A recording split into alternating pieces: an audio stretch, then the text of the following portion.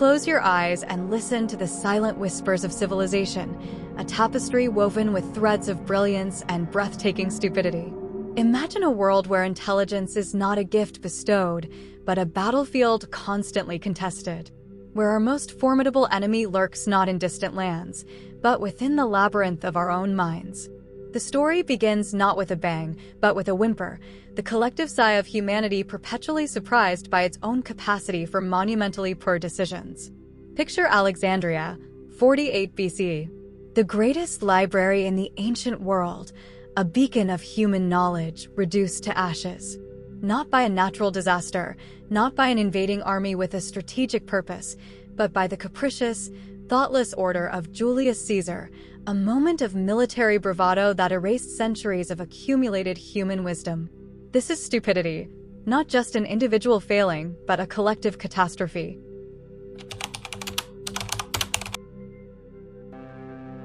In 1912, the Titanic sailed, not just a ship, but a symbol of human technological triumph.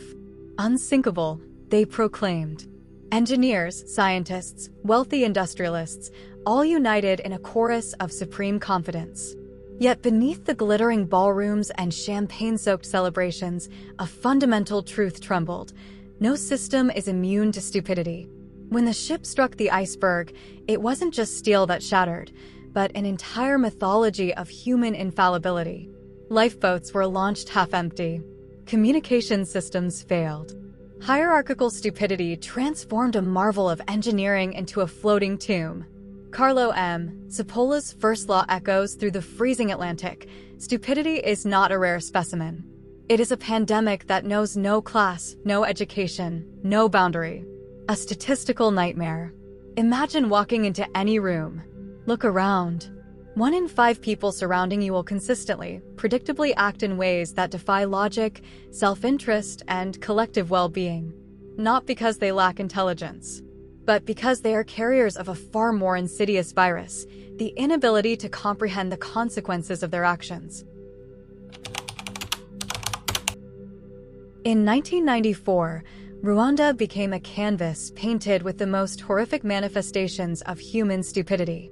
Not just evil, that would be too simple, but a complex choreography of bureaucratic indifference, tribal manipulation, and systemic failure. Neighbors killed neighbors. Not for land, not for resources, but because someone told them to.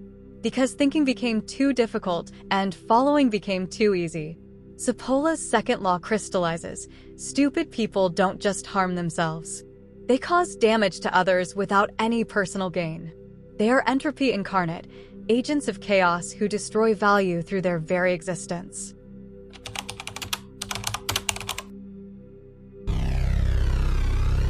April 26, 1986. A nuclear reactor in Ukraine becomes a testament to humanity's capacity for monumentally poor decision-making. Layers of bureaucratic stupidity, technological overconfidence, and systemic denial converged. Operators bypassed safety protocols. Managers suppressed warnings. An entire system collaborated in creating the worst nuclear disaster in human history. Not through malice. Through something far more terrifying: complete, systematic incompetence. For nearly a century, intelligent people, doctors, scientists, politicians, allowed a known poison to be marketed as a lifestyle product.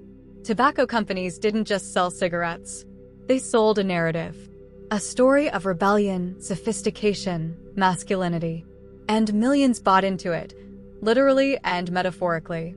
Non-stupid people consistently believed stupid systems could be reformed, reasoned with, transformed. But some systems are not broken. They are functioning exactly as designed.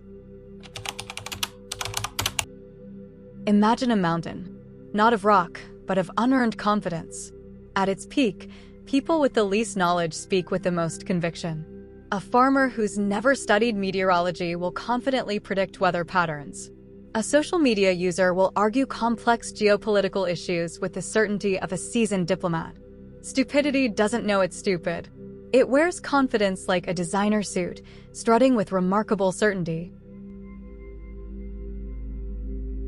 But here's our collective redemption. Stupidity is not a life sentence.